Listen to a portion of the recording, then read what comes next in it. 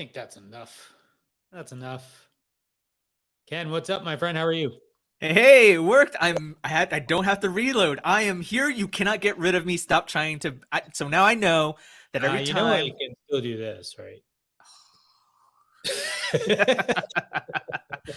I was gonna see. I thought it was a bug where every time we did it, I forgot to share the presentation. That's the one thing I forgot to do.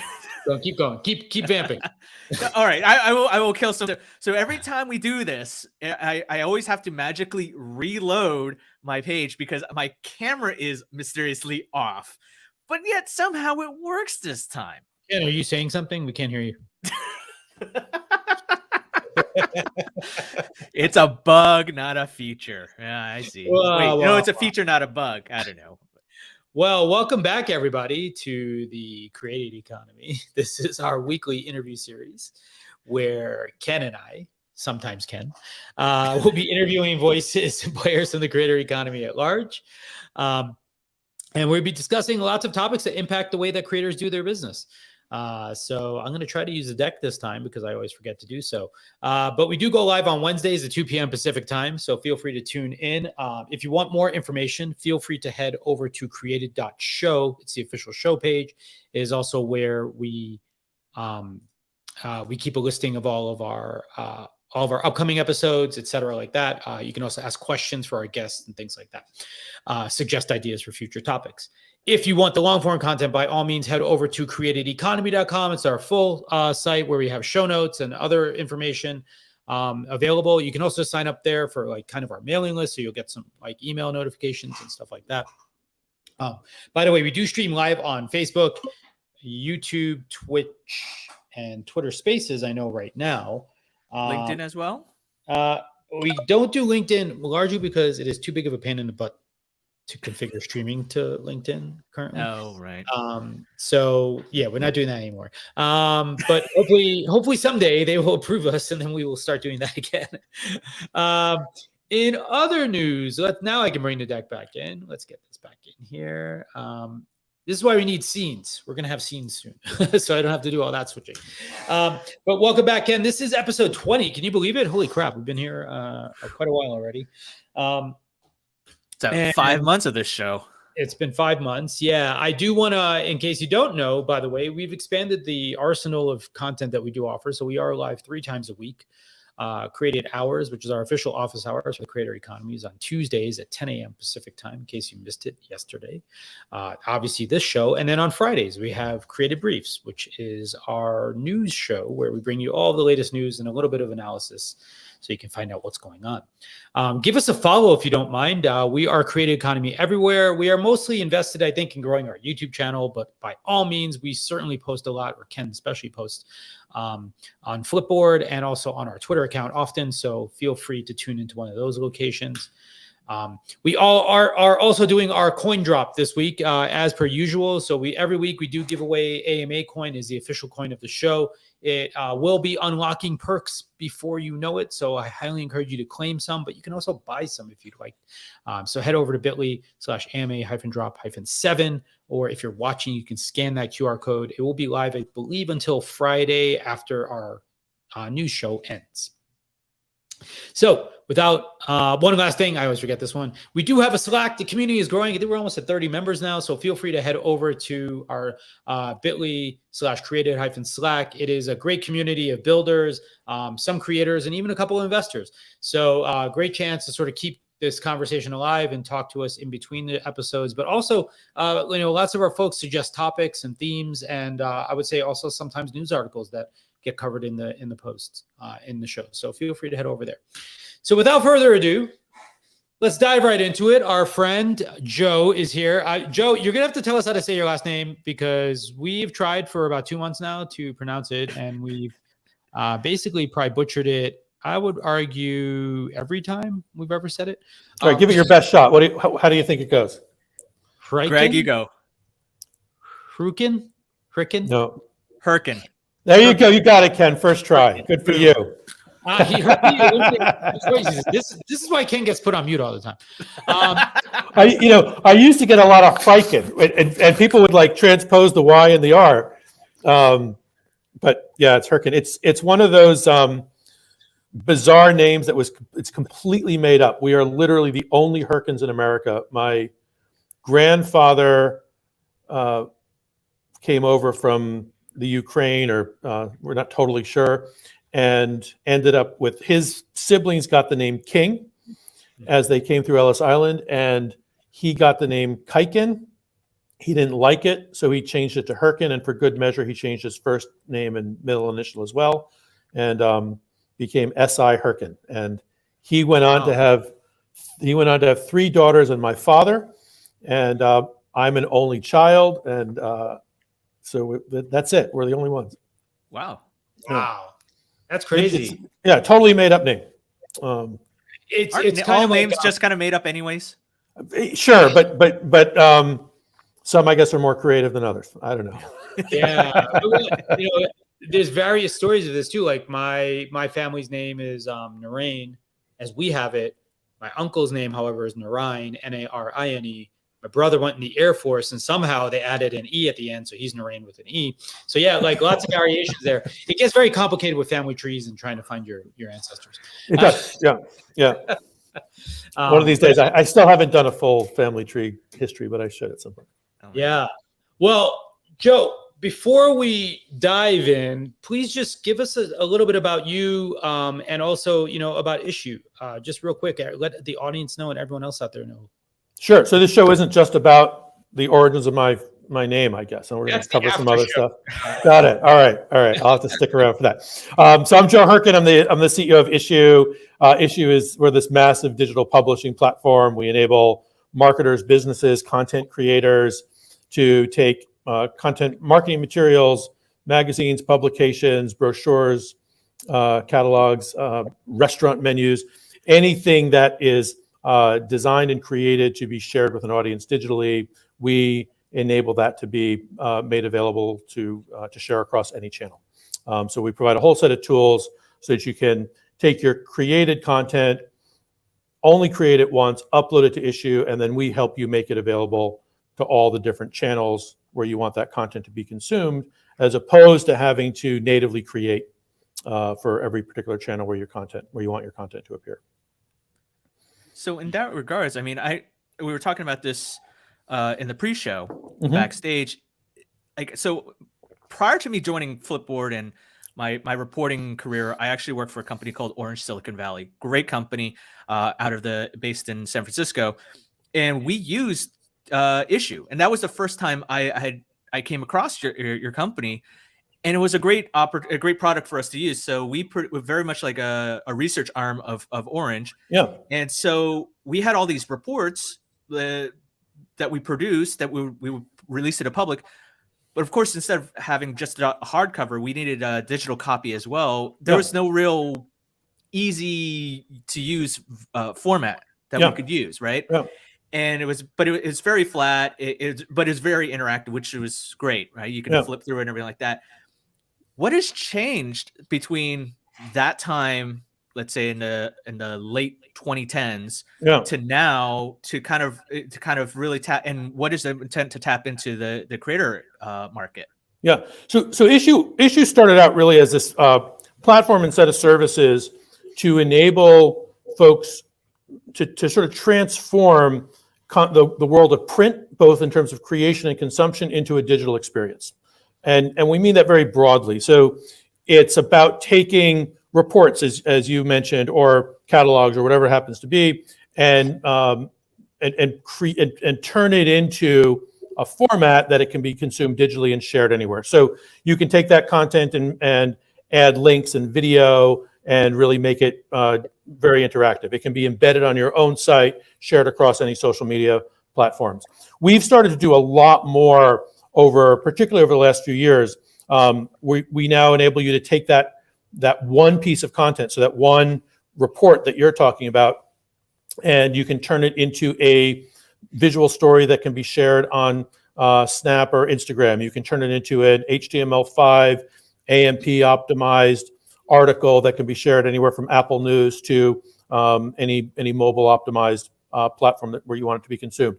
You can turn content into a GIF. We've done integrations now with MailChimp and a range of others, which we'll talk about, where you can now take that a catalog if you want to, turn it into a GIF, get it automatically embedded in your MailChimp email. That gets distributed, and now your email is dramatically richer, has better content, more engaged with the kinds of information you want your audience to read. So what I've seen, and this sort of parallels the changes that we've made in Issuu and the evolution we've had in the company, is, when all of us were getting into the digital ecosystem, digital meant you bought access to the web through WordPress or Squarespace or Wix or one of those website tool providers, and you made some content, typically using Adobe tools or Microsoft tools or something, and then you took that and you slapped it onto your website, and you paid Google a little bit of money, and voila, people showed up to read, watch, or buy your stuff. That was digital, right? Then we took that URL, we threw it into Facebook or some social channel, and used that to kind of drive people back into the web.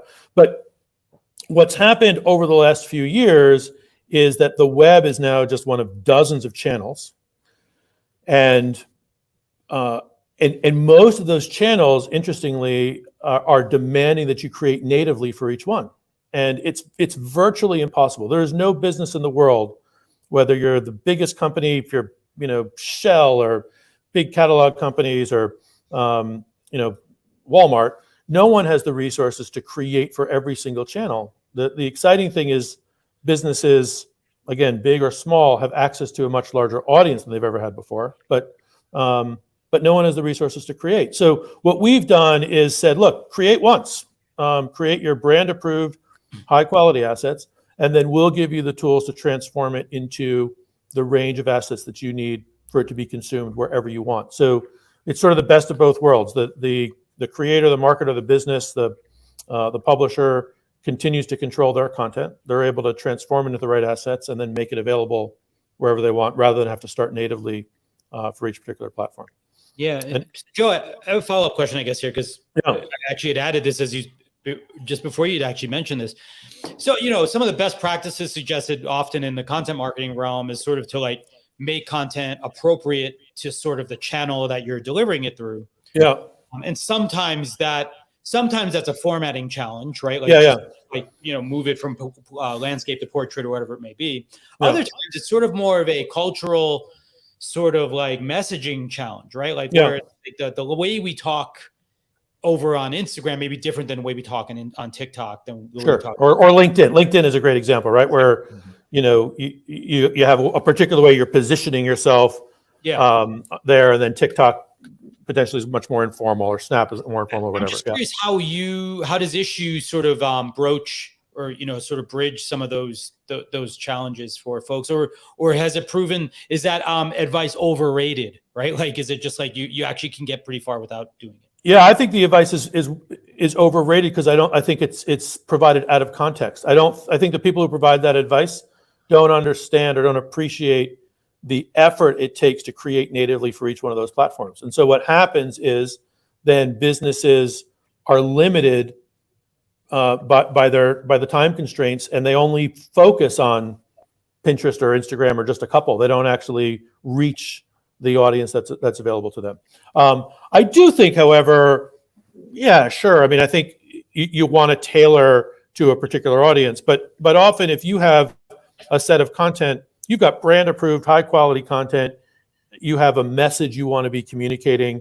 What's most important is to turn it into the right set of assets so it can be engaged with effectively, right? So, Ken may have had a full research report, but for it to be engaged with on TikTok, you want to turn it into a social post, or you want to have a couple of videos in that post that then drive people back to the report or something like that, right? So I think it's a combination of turning your content into the right set of assets. And I think we often underappreciate the brand approvedness of content, right? So in the social world, businesses are losing control of a lot of their assets because what they have is social media people often arbitrarily running around posting stuff, and it may or may not come from what's approved, whether you're a small company or a big company, right? The other thing I think that's really interesting is if you're a solopreneur or an SMB, again, resources, you're highly resource constrained. The amazing thing for them now is tools to share and distribute content are relatively inexpensive, and they can reach an audience that has never ever before been available. Like I actually think one of the upcoming trends is going to be, the globalization of the SMB, and if they use the tools in the right way, they can reach people everywhere. You can have a individual seller, creator of wicker baskets in Perth, Australia, who used to only go to a farmer's market to sell their stuff, now can be selling to anyone anywhere in the world. It's amazing. Like that is, and it's cheap to do so, right? You can really build a business. What would you say? Would you say this is there was a eureka moment in Issuu's journey? I mean, you've been around for a dozen plus years, yeah, right? And you've gone from flat publications to interactive publications to now this publications anywhere type of model. Yeah. Would you say what was the impetus for that? And was it because that was always part of the game plan? And it just was it's just a happy coincidence that we, with all the talk about the creator economy and this flourishing passion economy, whatever you want to call it, that it's just like, oh, well, it just kind of nice little intersection there, and we think we can really play a big part in there. Yeah, I think it's not a nice little intersection. I think it's a nice massive intersection that is just going to continue growing. I think the eureka moment really was the founding of the company, which is the world is not going to be limited by the printing press anymore. When the printing press came along, it created this huge watershed moment, right? The main sort of output of the printer press is that it put a lot of monks out of work. That was a joke. Yeah. Sorry, I don't have the sound. I don't control the sound effects. Greg's the one with that. I don't know. Greg, you got to add sound effects here to the platform. Anyway, but I think there we go. All right. I don't know if I want that sound effect, but see what I ate for lunch. But anyway,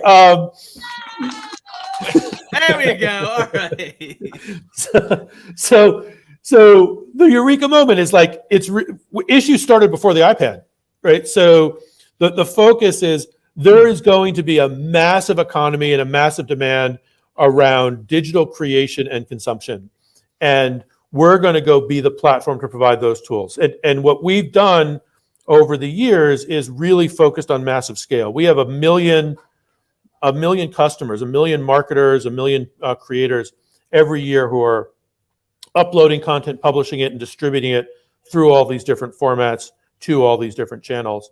And what we've done is continue to make sure that we can help turn that content into the right assets to be consumed anywhere. So I think the Eureka Part B, if you will, has been the recognition that actually this created content, these content that's sort of originally designed as pages, is really valuable. It is the starting point for communicating any message a company wants to get out there. If you're a catalog, you're spending massive amounts of time crafting the images and the words and the pricing and all of that into a high quality experience. And so the experiences that we always were able to get from those kinds of documents continue to be available in a digital world, just in a range of different assets. So their second eureka moment was the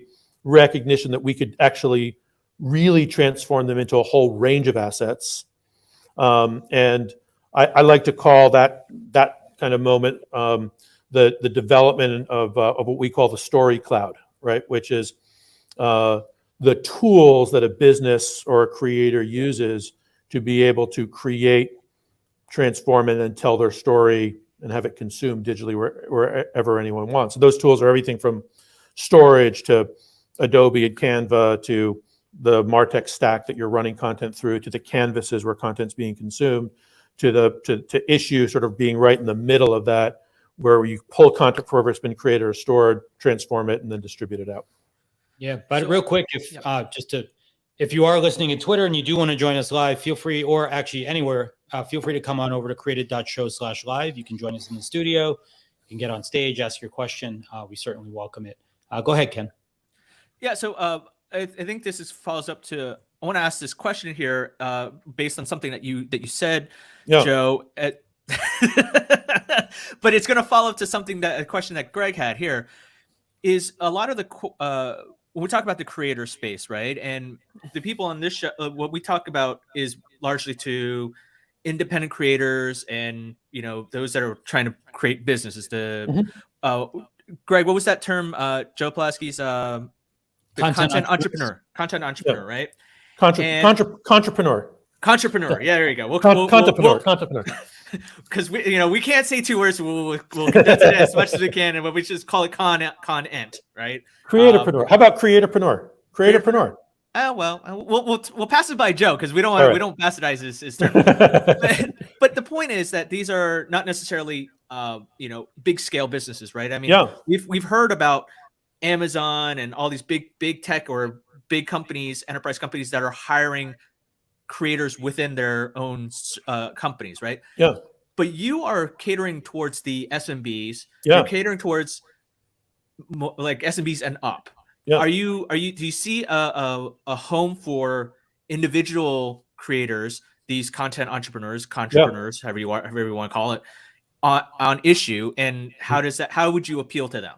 Yeah. So we also rolled out a product we call Issuu Digital Sales. So you can actually take anything that you've created and run it through Issuu Digital Sales and then sell it across the any social platform. So a great example, there's this amazing young woman in Australia, Josephine de Grand, who created, she lost 150 pounds through diet and exercise. Greg, you'll appreciate that, right? Like she really decided, I'm going to go take care of myself, and she created a cookbook of all the new recipes that she used that were sort of instrumental in her own process, and she sells that. And she's built this entire amazing business. She built this new brand.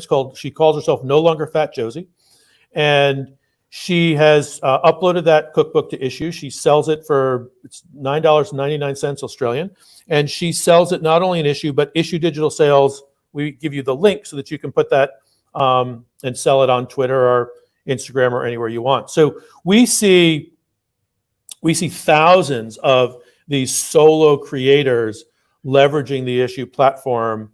And what's great about leveraging Issuu in this case is you can then take pieces of that content again and turn it into all the different assets you want to be able to share and promote that content. I think what we were talking about earlier. I think there's never been a better time to be an SMB or a solo entrepreneur. The access you have, the ability to engage an audience, we've never seen it. For sure. Yeah, the question, and sort of I was plugging away at this, and I think Ken brought this up as it's related to what we were discussing was, we often make it, especially in the context of our show, we tend to try to cast the creator as an SMB, or sort of certainly get them to understand themselves from the point of view of an entrepreneur or as an SMB unto themselves. I'm curious internally to Issuu, just as someone working in the space now, how do you define a creator and sort of like what's changed? Are you seeing an evolution in sort of like what's encompassed? There's often a debate about what's a creator, right? Yeah. And it seems very open-ended question still. I think a creator, defines themselves. I don't think there is a definition of a creator. I think anybody who has something meaningful to contribute, and they're doing so through a creation, and they have a audience that's as passionate about their topic as they are, is a creator. And I think there's a difference, I think, between the creator economy and a creator. The creator economy are those folks who are at least building some kind of business. It might be a side gig or a side hustle kind of thing, but and certainly, I think there's a lot of people in the creator economy who stumble into, a lot of creators who stumble into the creator economy. I think one of the ways I think about it is it's very similar to the music industry. If you think about rock stars, I don't know what Keith Richards thought he was going to be doing 50 years down the road. But when the Rolling Stones got started, they were just a bunch of fellas playing in someone's garage, right? And all of a sudden it took off, and I don't think they had I think it's somewhere along the line they had a 50-year plan, because you don't go for 50 years without having a plan and being really smart about it.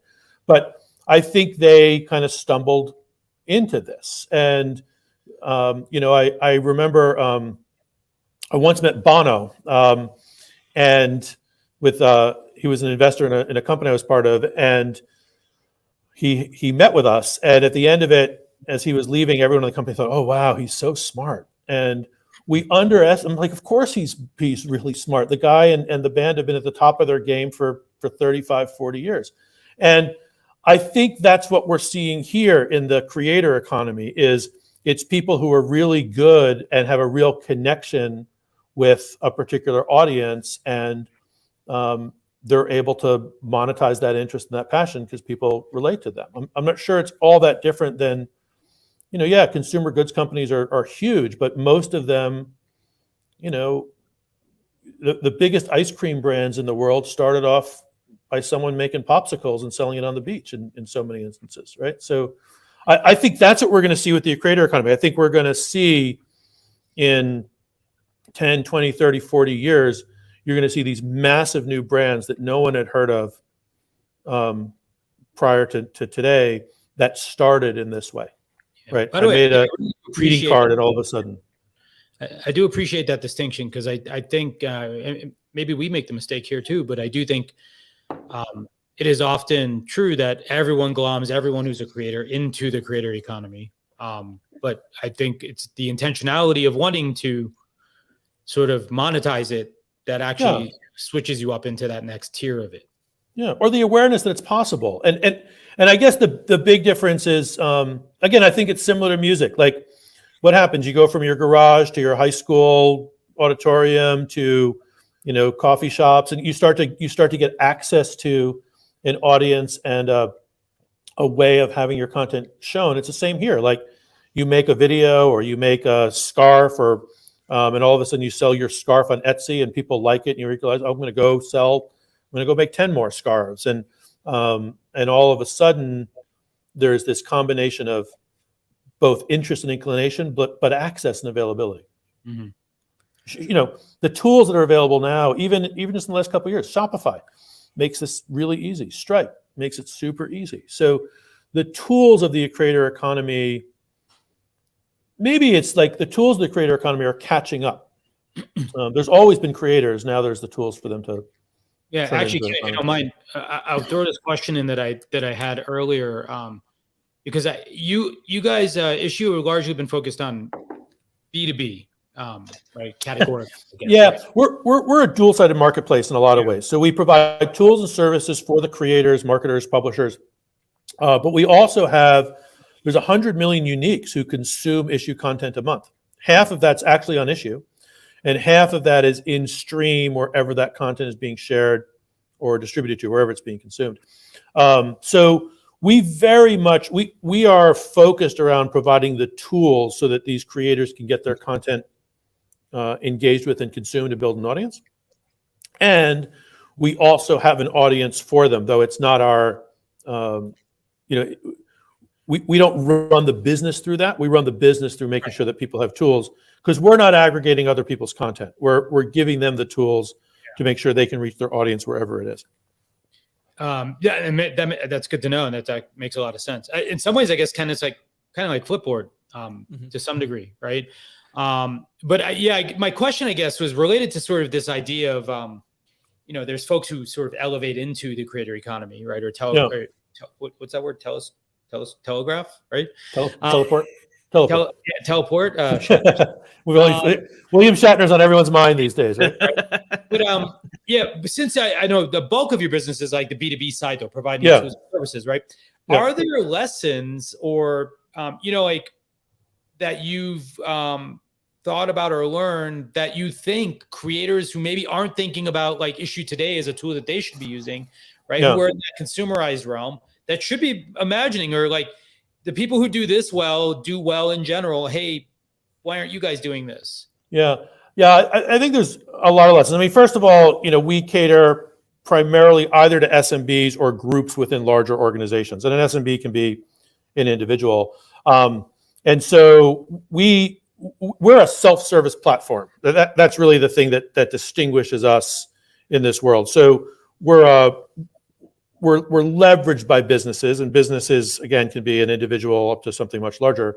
But we're accessed very similarly to the way in which other consumer sites are accessed, right? We are a self-service platform. You search for Issuu, you find us, you use our tools, you take advantage of what we make available to you. I think in terms of individual consumers using Issuu, almost every individual consumer also has a job and does something where they're, earning a living, right? And often whatever it is that they're doing to earn a living has content that needs to be shared and distributed. So what we find is the way we grow in large part is people consume Issuu content and then they realize, oh, I can actually use this for my own hobby or my own business. You could be we find like, a real estate agent will be looking at a furniture catalog for furniture for a house that they're selling. And then they realize, oh, I could use the same format for my real estate brochure. I think it also ignites people. We've seen people who are looking at a catalog who I've used scarves as an example, but who create something on their own and they want to start selling it and reaching an audience, and they realize they can create a really high quality catalog with us. The other thing we've done recently, you asked some of the things that have been new in addition to digital sales and turning things into different content into a range of assets and formats. We also rolled out Issuu templates recently. So if you come to Issuu and you haven't created off of Issuu, you can now come to Issuu and start creating with us. So we're giving you templates to go create a catalog or a brochure or a restaurant menu or whatever it happens to be. So this notion of reaching digitally has expanded a lot. One more example that we never thought of until a year and a half ago is online menus, right?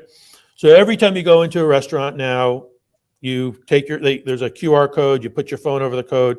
Generally, it's a terrible experience. It's some like janky PDF, or it's a website that doesn't open, or like it's terrible, right?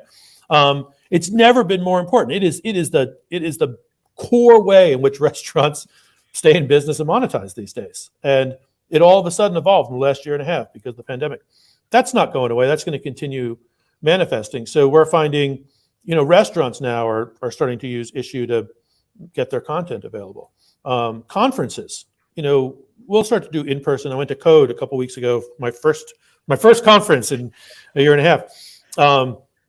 But they're going to be hybrid. There's this whole set of hybrid experiences that I think solo entrepreneurs can start to take advantage of as well.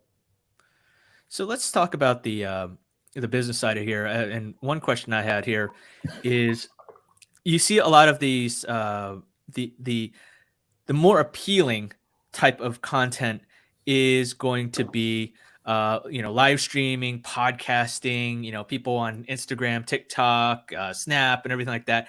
From the individual creator, obviously that seems like, oh, that's the easy way to do it. You can be creative, you can be a bit more interactive. Obviously from the business side, the written format has lower cost of entry, right? It's like you don't have to hire production crews or anything like that to do a podcast or anything like that. You just type and edit and Bob's your uncle, right? Yep. So, but what is do you see that there's still appeal for the written word, in this, I guess, this marketplace or in this economy. I mean, of course, Substack is taking off. Twitter has review so you see a lot of these creators, but do you see for businesses and SMBs and creators who are like, I want to attract people, or attract customers or fans or audience, maybe I need to get into writing more as opposed to going with something more visual? Well, I think you answered your own question, right? I mean, it's fascinating. You look at, ask Casey Newton, right? He went from The Verge to creating his own subscription product, leveraging Substack, and seems to be doing really well. I look at folks like Kaya Yuriev, right, who went from CNN, which is essentially a free to access, news site, to the information where you have to pay. And frankly, I bet she's getting more exposure through the information. She's actually covering a lot of these kinds of things around the creator economy, but I bet she's getting more exposure through a paid product than she was getting at CNN in terms of name recognition and people knowing what she's up to. So I think, what we're about is connecting creators of meaningful content to their audience. And meaningful, I think, is a really important word. It's not necessarily beautiful. Sometimes it can just be, typed words on a page. But it matters to the people who are consuming it. And I think that's the big issue here is, what are you able to create that matters to an audience that wants to consume it and are willing to pay for it? And increasingly, we're seeing people willing to pay. Maybe we can come back to that because I think that's a really important point with all this. But in terms of the written word, we're about much more than the written word. We're about, we're about formatted content, but you can take that content and embed videos and links and create visual stories that are actually video outputs. So you can go from, you can turn a catalog or a brochure or a real estate guide into a video, a video story pin, right? You can turn things into a range of different assets. So we're about, the format looks like it's much more written word formatted than anything else, but it certainly incorporates all the other elements as well. How would you appeal? No, go ahead, Greg. I was just going to say, I was curious. Do you, Jay Baer? He's talked about sort of the content pyramid and sort of like, how, you get a lot more reusability out of like the more visual, I think we've talked about this last week, right, Ken? But just sort of like how live content has sort of this camera. I need a hub on there. it just felt, it's like perfect timing. Just all of a sudden, you in repose. You're like, very serious. But the idea is that, from live content, you can produce all the derivative style works. Yeah. From video content, you get a different set of derivatives. From visual content, you get another set of derivatives. Does Issuu take sort of like video content and then provide sort of downstream sort of artifacts from it as well? You can embed video content into an Issuu document. So we don't actually take your video and turn it into a different kind of document. There's plenty of other folks to do that, but it's the exact same idea, right? You take your full-on, as Ken talked about, your full-on research report, and now you can turn it into a whole range of derivative assets. Mm-hmm. So this notion of start with a high-quality piece of content, and then turn it into all the different assets and add in different formats and different formats of media, I think carries. And I think you have very much in this world, there's a world where things start with video, and there's a world where things start with formatted written documentation and images and move from there. And even at Issuu, I mean, we're massively image rich, right? There's so much data around this content, not only who's consuming it, but on the pages of all this information. Well, we still have about like 20 minutes left. So why don't we get into the dive a little bit deeper, Greg, about the latest round of funding, and then we can talk about NFTs and the future of publishing and creator economy. So, Joe, I mean, you guys raised 31 million in Yeah. funding. Yeah. Wow. Like right now you're about over 51 You know what's cool? million. $1 billion. No, just kidding. We were joking about this before the show, right? Like, 5 years ago, people who raised $30 million. I'm like, wow, front page of Wall Street Journal. Now it's like, oh yeah, they're just one of the folks who raised $30 million. I still think $30 million is still a lot of money. It is. And there's a lot you can do with it. I mean, we're really excited that we raised. We were a company. I like to. There's a category of company I like to call the pro-grow, profitable and growing, and they're companies that are really in many cases the workhorse of the technology world. They don't get as much attention as these crazy 100, 200x growers that sometimes flame out and sometimes do perfectly well. But these companies that are pro-grows are ones who have figured out how to build a product that their audience really cares about and matters to them, and that folks are willing to build their own business around at a scale that enables you to have substantive revenue and hire really great people. And so I've spent a lot of time focusing in my career on profitability and growth, combining the two of those together. So we were we had 17 consecutive quarters of profitability at Issuu. The last time we had raised money was 2014. We started being profitable in 2016, and we just kept being profitable, and so didn't have a need to raise money.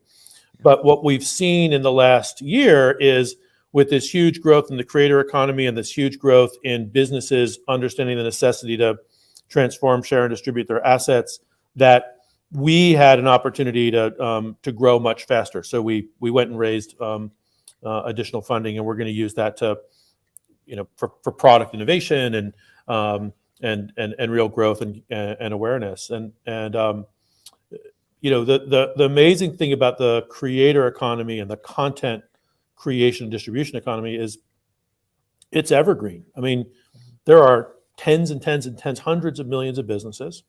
All of them understand the need to have their content, to create content, to be distributed and shared to all these channels. Those that continue to stay in business, the majority of those hundreds of millions of businesses, will continue to have to create new content. There are always new businesses getting created. We're going to see, in large part, coming out of COVID, we're going to see a new roaring 20s, and we're going to see tens of millions of new businesses getting created, and they all need these tools and services. And so that's why we raise the money. I look at something like a Canva that just raised, they sort of raise a couple $100 million every week or so, but they're now worth $40 billion. And people ask me, isn't that a crazy valuation? No, I don't think so. I think there's room. First of all, there's room for multiple big players in and around the content creation, sharing, distribution space, and this market's never going away. As long as there's a Canva seems, I wouldn't say decidedly, but firmly in the consumerized side, I think. Yeah, where you guys are, which I think is very much. I mean, we're more on the business side, but even Canva, it's consumers using their tools, but there are businesses, increasingly there are businesses that are using those tools, and they're gonna do more there, I'm sure. Well, I guess yeah. I think your user bases are likely fairly overlapping, like persona wise. But the endpoints feel different with Canva, right? Like I feel like people tend to use Canva to do like stories and Instagram layouts and stuff like that more so. Yeah, and by the way, also like real goods, right? Like they're using Canva to make greeting cards and invitations and printing stuff that actually gets printed. But from a digital perspective, sure, they're doing more. They have all these templates that people can use, right? It's an expressive kind of side. Yeah. But it's interesting. Here's a fun little statistic as I was researching this, and I hope this is correct. Based on their 800, you guys saw 840% growth. In digital sales just by independent creators. Yep. So how do you define an independent creator? And what I tell you about going finding stuff on the internet? Ask It that was a question one press more time. release. It was a press release. How do you define an independent creator? Yeah. So, I mean, again, I think it's the same notion of like creators. It's SMBs or individual creators who are making content where they've identified there's an audience that wants to buy it. So, you know, the woman who I referenced earlier who made the cookbook is an independent creator. We have research reports. We actually have there's a rabbi who sells sort of every year during the Jewish holidays. He puts together a particular guide and document and publication that is really popular, and he sells that digitally. So it's often people who either have, you know, it's the equivalent of an Uber or Lyft driver in a lot of cases, where it's people who have a side hustle who realize that they've created something that other people want access to and want to buy. So does this put you kind of against like Gumroad? Is Gumroad like a competitor in this area for you, or do people use you to then deliver or sell through Gumroad? Yeah, you know, we end up sitting in the middle of a lot of these different companies. It's why I like to call it the story cloud. It's an ecosystem, right? So we sit between the storage folks and the creative tools and the MarTech stack through which content is distributed, and the canvases, the Pinterests and the Facebooks and the Instagrams of the world where people are consuming content. There's no one that does what Issuu does in terms of the depth of our platform. So we have a whole suite of tools, and there are different companies that do pieces of what we do, and there are some companies that really focus just on one aspect. So, you know, Substack is focused on people selling a subscription to a newsletter. We have Issuu Digital Sales, and if you can create content anywhere and upload it into Issuu, we're perfectly happy for you to do that. If you want to really easily and seamlessly sell your content wherever it happens to be without having to go through Substack first, then you can do that as well. So we don't really we don't compete with a lot of those folks because we have so many other tools that people come to use us for, and we're happy to integrate with most of them as well. So Ken, this is a good, I think, segue actually to our future-looking convo on the NFT Sure. side. Yeah, I mean, I like NFT and crypto and blockchain are like all we talk about. I mean, Yeah. like, where do you see like the future of publishing? Kind of like, you know, you've raised 31, you have like 50 in the bank, or you've raised 50 in total. Yeah. Like, where do you, and you're talking about product improvements and innovation. Yeah. Like, where how do you factor in these type of new technologies? I mean, obviously you're not seeing, are you looking at these as shiny objects that are like, oh, look at these, here's some dangling keys in front of them, and you jumping at it? Or how are you seeing Issuu? How are you positioning Issuu to reach and to appeal to those that are NFTs, that are, you know, crypto, blockchain, those type of things? Yeah. So I don't know how well you can see I've got a lot of gray in my beard. I've been around. I've been doing this a long time. I'm very cautious. Cautious is the wrong word. You know, I'm very careful not to be seduced by the new shiny objects, right? Like I want to understand what is the real business opportunity and how does this serve our customers. You know, at Issuu, we're really focused on, we want customers to get access to tools that enable them to build their own business, get real value that enables them to reach an audience. That's what we're about, right? And we started off with paginated content. We added in video and links. We've given them the tools to be able to share and distribute it to a range of different channels. One of the things we're going to use this money that we've just raised is on deeper integrations. We rolled out integrations with Hootsuite and MailChimp, and we're going to do more of that and make that better. Adobe, Dropbox, various others.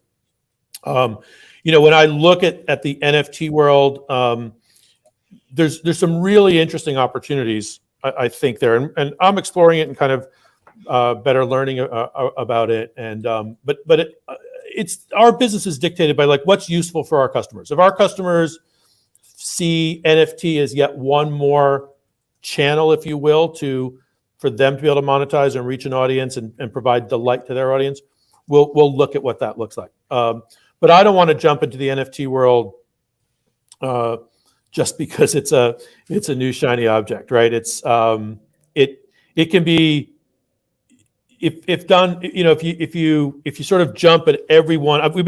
Issue's been around for 14 years. If we had jumped at every new shiny object, we wouldn't have the scale we have. We wouldn't be doing what we're doing, and we wouldn't be as useful to the folks that rely on us.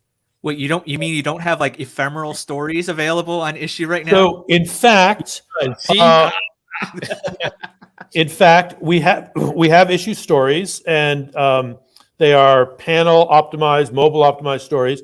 But we actually had the crazy idea that people might want to read them for more than 30 seconds, and so like they're not ephemeral. Like actually, you can go. Your customers, Joe. That's terrible. I know. I it's an awful idea. But like, in our opinion, people, they've put a lot of effort into creating this stuff, right? And so they should be able to reuse it. Like, we're about what's useful to them, not necessarily what's going to build up our own PR or that sort of thing. But ephemeral stories is a great example. Like, we'll often look at what's getting a lot of exposure in the market, and then and look at how do we align it so that it creates real value long term. You come back to this. We talked a little about the notion of the pro-grow, right? Part of a pro-grow company is also one that is sustainable, both on our own, and is creating products that help the businesses be sustainable, right? So yeah, I guess so. Just our last question, and just kind of along the lines there, I guess.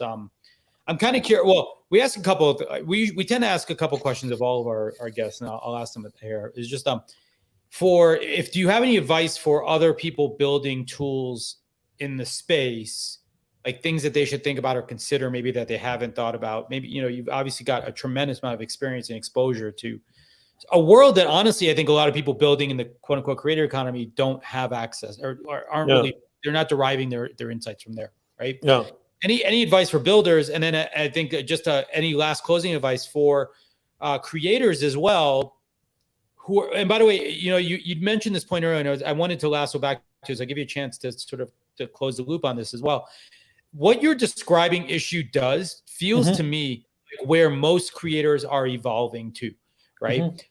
Largely because as we see, we're not necessarily going for mass audiences. We are getting to smaller audiences that we monetize faster, earlier in the life cycle, or more with more breadth. That's your wheelhouse, right? So just any advice for either one of those audiences, because that tends to be the audience that we have that watch this show. I think for both. I think on the those who are creating tools, it's about what is it that can be created. There's a few sort of key areas. I think one is, can you build something that has a massive market where you can really get to scale? You don't have to get there now, but is this something that you can keep building on top of?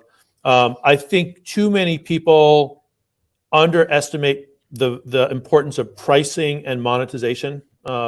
So how are you going to monetize this? And it's not just to get money, but monetization. If people are paying you, it means you're providing them value. People aren't stupid. They're not going to give you money if you're not providing real value to them. So it's a proxy. Monetization is a proxy for the value that you're delivering. And too many people get to the monetization side too late. And I think that's really important. And then I think the other is make it easy. There are so many tools out there. There's got to be a way for your customers to be able to use your product. It's got to make it it's got to make their life easier. The world is really complicated right now. People's lives are complicated. People's businesses are complicated, particularly solo entrepreneurs. They're juggling families and all kinds of things, health and all sorts of things right now. Make it easy. And that may sound, there may be a lot of cliches in there, but I think if you sort of keep those at your foundation, you have a chance of building a really good business. I think from the creator's perspective, it's great right now, and it's only going to get better. And I think it's really important for creators to remember they're in charge. There are a lot of platforms that try to seduce creators into thinking that the platform is in charge. They're not. The creators are the ones who can build an audience because they're making great content or they're making great products. They now can sell those products on a range of different platforms through a range of different systems. It used to be the only way you could have video consumed was on YouTube. Now there's a whole bunch of places for it to be consumed. So you're in charge, and don't be seduced by folks who are trying to tell you you're not. And then the last point around that is, I think the one thing that has really been confirmed, I think it's one of the silver linings of COVID, is consumers are willing to pay for content now. We always thought the digital world and the web meant people only consume free content, but we're seeing with all the streaming providers, people are willing to pay. And so if you go into, as a creator, if you go into it understanding that you can, audiences will value what you're doing and pay you for it, you can actually build a business much sooner than you might have either thought you were going to or even knew you could. Awesome. That's great advice. Ken, anything before we close up? Well, I mean, why don't we end with Joe? Why don't you tell our listeners, tell our viewers more, like, where can they find more information about Issuu? How do they follow you? And what else you guys got? What else do you guys have coming up? Yeah. So issuu.com, issuu.com. And you can follow me all the usual places. Twitter, I'm at Yankee Joe. I'm a Yankee fan, so when I'm sorry, I was born in the Bronx, by the way. So. Oh, there you go. Terrific. We'll have a whole other show on New York. So I didn't realize when I first started using Twitter back in 2000. My mom had a Carvel for like 35 years in the Bronx. So cool. Maybe you know what? I might have been there on my way to or from Yankee Stadium. So yeah, you find me. I'm happy to connect with people. I'm very easy to find and happy to talk more with folks. And in terms of Issuu, I think in large part, we've had over 5 million folks use us and use the platform. We're super grateful to have. On the creator side, we have hundreds of millions of people, billions of people who have actually read and consumed Issuu content. And there's a free tier. There's a basic version that you can start using us. We're a freemium product, and we're just getting started in a lot of ways. We're going to be rolling out more integrations with other tools that people are using. We're going to be providing a whole range of ways for people to make sure that they can get their meaningful content in front of their audience. So it's a super exciting time to be at Issuu, and I'm really happy with our ability to work with folks. Awesome. Cool. Well, thank you. Thank you so much for being here with us. Absolutely, my pleasure. It's fun. Joe, I'm gonna move you off stage so I can figure out how to get the presentation back on here. Let's go. Yeah, all right. And all right, Ken, that was a wonderful conversation. Absolutely. Super excited that we got a chance to chat with Joe. Up next, by the way, in case you are here next week, we do have Amber Case. She's an advisor, a friend of ours from the Unlock protocol. I've been hearing Unlock everywhere lately, so I'm really excited and looking forward to having Amber join us next week as well. She's incredibly smart, like in looking and talking not only about what she's doing at Unlock, but everything she's done in the past. Like it'll just gonna blow your mind. She's definitely an awesome person to know, and it will be a very informative session. But we do have lots of other great content coming up. On Friday, we do have creative briefs. We also have our office hours again next Tuesday. Amber's up. Then we have Peter Shankman and John Allen coming up after that. We are booked through December. However, if you do want to get on the list to be a guest, we certainly appreciate and welcome you putting your name in the hat. We do try to create as many opportunities as possible for our audience to be part of the conversation. So with that, Ken, I'm going to say goodbye. Adios. Bye, everybody. It's been a pleasure as usual, and we will see you on Friday for the news. Creative Briefs. Bye.